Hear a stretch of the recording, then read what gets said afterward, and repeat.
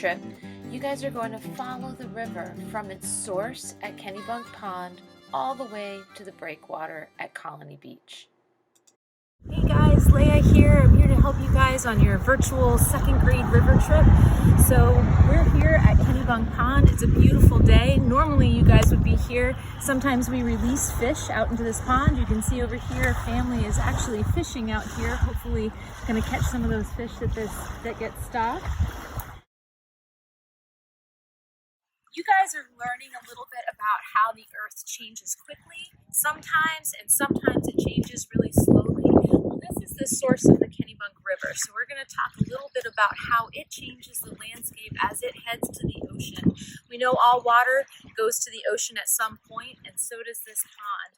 The big Kennebunk River that goes down into the port and separates Kennebunk and Kennebunkport and follows along the side of Arundel, that all starts here. This is a spring-fed pond. Now what I mean by spring-fed is it means that there's water that comes up from underneath the surface of the earth and it fills this pond. This is known as one of the cleanest ponds in the state of Maine because it refills itself every 3 years. So every 3 years, all of this water flows down the river and refills. So when we talk about the earth changing quickly or very slowly, this is an example of the earth changing very slowly. And as this water flows, it changes the earth, but it takes a long time to erode away the sides of the river banks and to make its way down to the ocean. Some ways that the earth might change really quickly, those would be things like tornadoes or big hurricanes that change the landscape dramatically and in a very short amount of time. This is an example of a long time change. We're just going to take one quick look around before we walk over the river, and I want you to notice all of the different types of plants that are here. The grasses along the side of the pond are going to be completely different than what we see later on. I want you guys to make a guess. What do you think? Is this fresh water or is this salty water? Take a guess. And next we're going to walk over the river.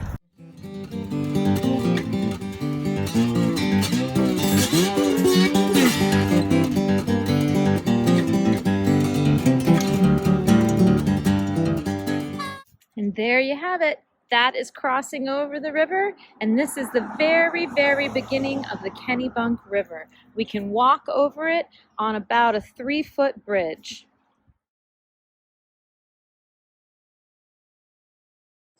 Along the way, we have you guys look for old graveyards.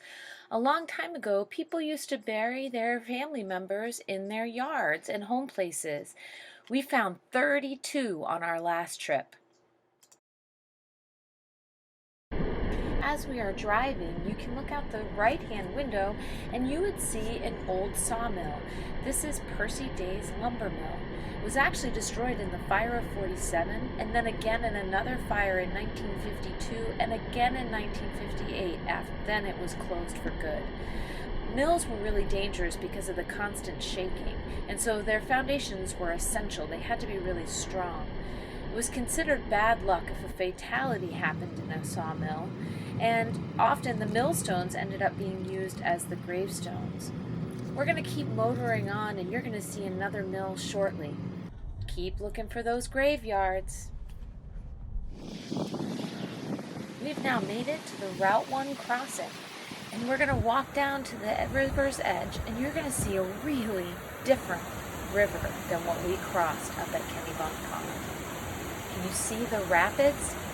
The water is now flowing a lot faster, and it's also a lot wider than it was.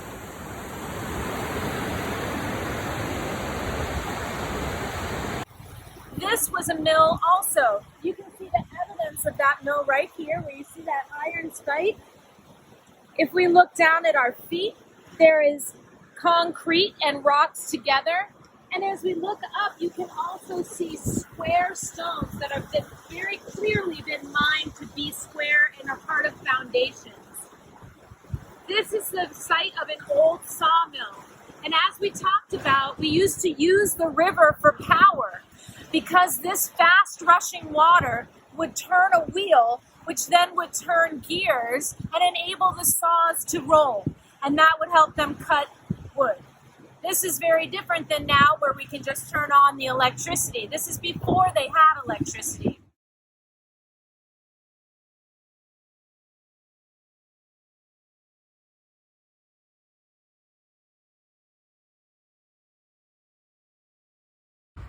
We've now made it to Durrell's Bridge. Usually you don't get out here, but I'm going to take you down to the river's edge so you can start to see another difference in our river. You see now that it's not running fast anymore. All that sediment still making it brown from where it was running, and you can see there are big bends in the river. These are called meanders. These meanders happen over a really long period of time. The rapids pick up sediment and drop it down, causing the river to turn. When you see these big curves in a river, that means this river's been here for a long, long time. And that's another example of a change over a long period of time. We're now going to go to the second part of our field trip, which starts at Picnic Rocks. So hopefully you'll watch part 2 movie where we go from Picnic Rocks to the grist mill and then to the breakwater.